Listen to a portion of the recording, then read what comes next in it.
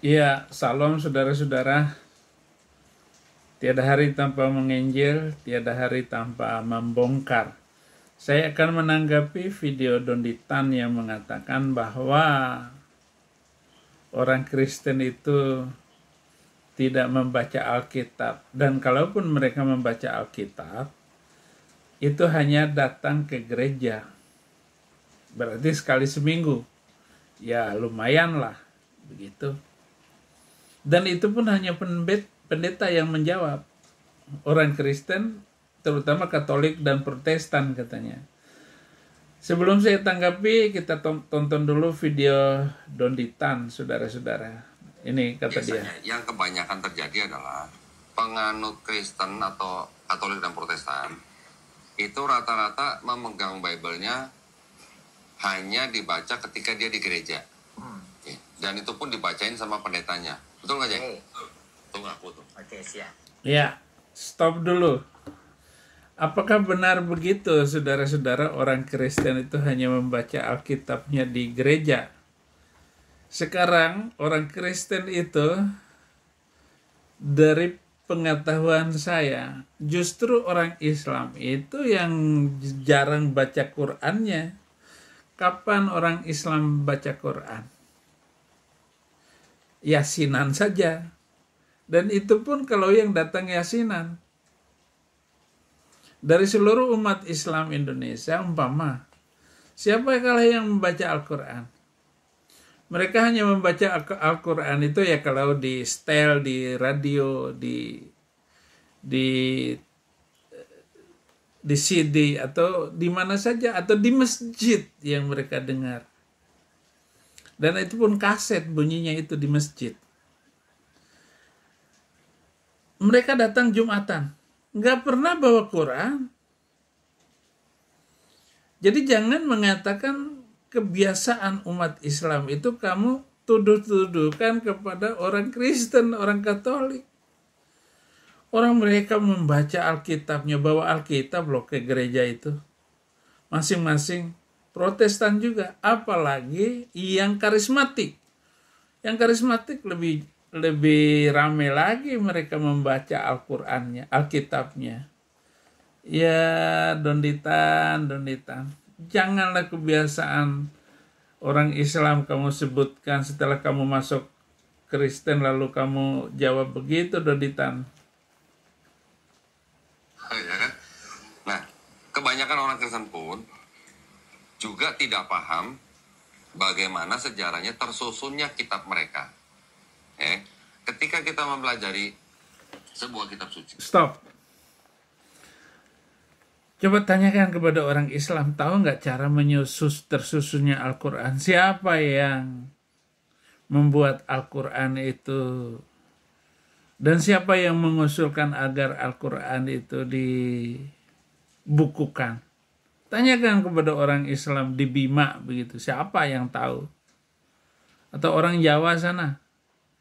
Jadi jelas sekali kebiasaan orang Islam, kamu omongkan Donditan.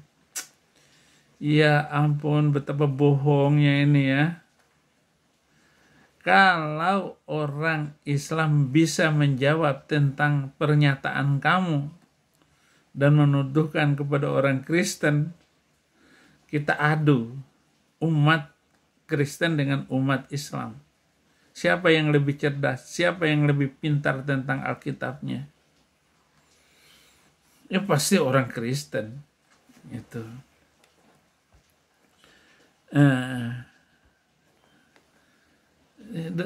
Nggak ada yang tahu tersusunnya Quran itu. Gara-gara YouTube inilah yang membuat orang itu kebingungan, akhirnya harus belajar Quran. Dan kalau mereka baca Quran pasti murtad, nggak ada yang mau baca. Aduh, jangankan itu, ngerti sejarahnya nggak tahu, ya, ngerti artinya. Tentunya kan kita harus tahu dari mana kitab itu tersusun atau bagaimana kitab itu tersusun. Ya. Setelah kita pelajarin, ternyata apa yang saya pelajarin ya, ternyata 2/3 atau bisa dikatakan 2/3 atau 3/4 dari kitab saya pada waktu itu, ternyata yang 2/3 atau 3/4 itu bukan asli kitabnya orang Kristen. Nah, dari mana? Ternyata kitabnya orang Yahudi. Sama nggak orang Yahudi sama Kristen? Oke, sekarang kamu mau mecah belah antara perjanjian lama dan perjanjian baru. Semua sejarah itu harus dimulai dari perjanjian lama itu. Karena seluruh perjanjian lama, kitab para nabi itu berbicara tentang Sang Mesias. Siapakah Sang Mesias itu? Yesus Kristus. Dialah yang dijanjikan. Jadi nggak bisa dipisahkan antara perjanjian lama dan perjanjian baru. Kalau Anda memisahkan perjanjian lama dan perjanjian baru, itu sama dengan Anda memutuskan ular dengan kepalanya. Dan tidak akan hidup. Nggak akan bercerita tentang perjanjian baru itu. Kehilangan sejarah. Karena yang dinubuatkan, seluruh ayat-ayat yang terutama itu tidak kurang 300 ayat nubuatan tentang Yesus Kristus itu di perjanjian lama. Dan Yesus itulah yang dijanjikan. Bukan Nabi Ara, bukan Saifuddin Ibrahim, bukan dongeng kesetanan, bukan itu.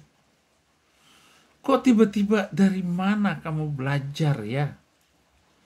Kamu mau menyangkal semua apa yang dihutbahkan oleh pendeta di gereja-gereja. Coba kamu berpikir waras. Mana ada pendeta yang belajar berbicara seperti itu. Kecuali kamu sudah melakukan ngawurisasi.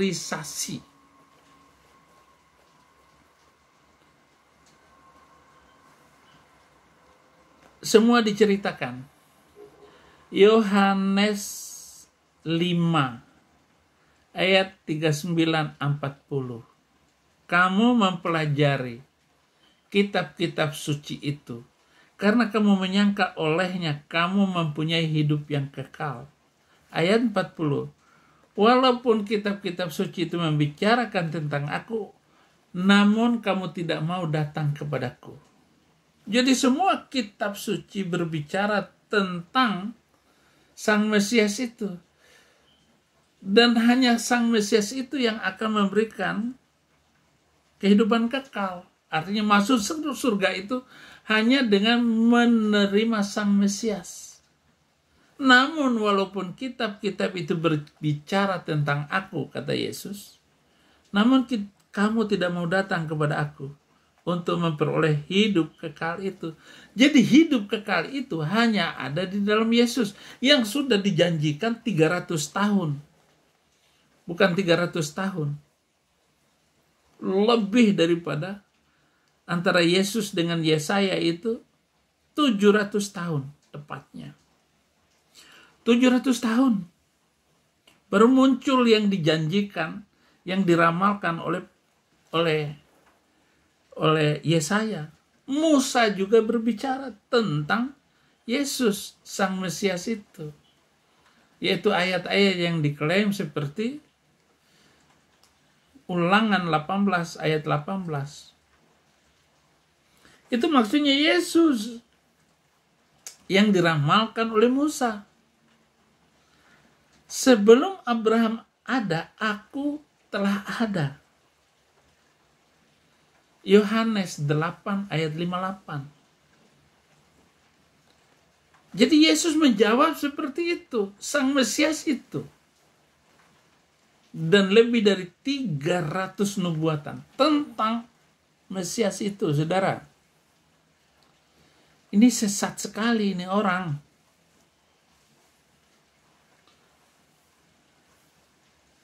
Nah, saya bisa membaca, saya bisa mengerti itu.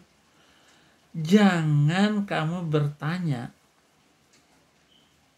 tentang kapan Quran itu turun, apa isinya Quran itu. Mereka nggak tahu bahasa Arab, merusak sejarah itu semuanya. Jadi, aduh, Donitan, luar biasa ini orang bohong ya. Beda ya. Jadi ternyata ketika kita bisa mengetahui 2/3-nya kitab kita ternyata kitab orang lain, berarti kan ada sesuatu yang harus kita bandingkan. Betul. Oke, apa yang dibandingkan? Pasti konsep ketuhanannya, konsep keselamatannya. Ya. Saya akan membandingkan kalau begitu ya, konsep ketuhanan Islam dengan konsep ketuhanan Kristen. Kacau semua. Yang disebut Allah SWT itu, seluruh nabi yang disebut di dalam Quran tidak pernah menyebut Allah SWT. Nama itu tidak dikenal di dalam kitab-kitab Yahudi, di dalam sejarah Yahudi. Nggak dikenal Allah SWT. Nggak ada nama itu. Apa yang kamu mau bandingkan kalau begitu? Nggak bisa. Orang namanya lain. Tiba-tiba Nabi abad ke-7 bilang, Allah SWT. Nggak ada Allah SWT di dalam Alkitab bahasa Indonesia juga nggak ada. Allah tulisan cacing itu nggak ada. Yang ada tuh A-L-L-A-H Allah. Bacanya Allah. Kalau yang tulisan cacing itu Allah. Bisa. Allah, coba. Allah. Onyo. Ongok. Dodol. Mau. Kalau konsep ibadah, oke lah, memang agama yang berbeda, pasti berbeda ibadahnya. Tetapi dari konsep ketuhanan dan beda. Ibadah buatan manusia, jengkang-jengking, lempar setan pakai batu, cium batu hitam, muter-muter, nggak ada. Mana ada Yahudi dengan Kristen itu muter-muter Hajar Aswad. Sehingga Hajar Aswad ada di tangan saya sekarang ini, siapa yang bisa melawan saya? Ada di tangan saya congkel. Saya berhasil melakukan kegiatan provokatif dan mencongkel batu itu. Sekarang ada di tangan saya jadikan cincin saya. Saya pesan khusus cincin saya dengan lambang kuda tunggangan saya. Kuda emas yang saya tunggang. Lo ibadahnya beda. Kenapa? Beda dengan orang Yahudi. Kamu mau membedakan cara ibadah Yahudi, Kristen, Islam? Ampun ini orang ya. Konsep keselamatan kita harusnya bisa berpikir, ini sama nggak dengan kitab yang dari Kristen itu sendiri? Kitabnya Kristen sendiri disebut konsep keselamatan itu Yahudi sedang menantikan Sang Mesias itu. Konsep keselamatan Kristen, Sang Mesias itu sudah sampai, sudah ada. Sudah ada. Yesus namanya. Sementara konsep keselamatan Islam tidak diketahui. Banyak amal. Karena banyak amal. Membahagiakan istri. Karena istri. Harus 4 istri. Supaya istri kita mendatangkan pahala bagi kita. Barang siapa istri yang mencari calon istri baru untuk suaminya, dia masuk surga. Karena merelakan suaminya menikah lagi. Itu kan salah satu keselamatan. Barang siapa wanita yang mengizinkan suaminya untuk menikah lagi, maka masuk surga. Banyak sekali alasan masuk surga harus banyak amal.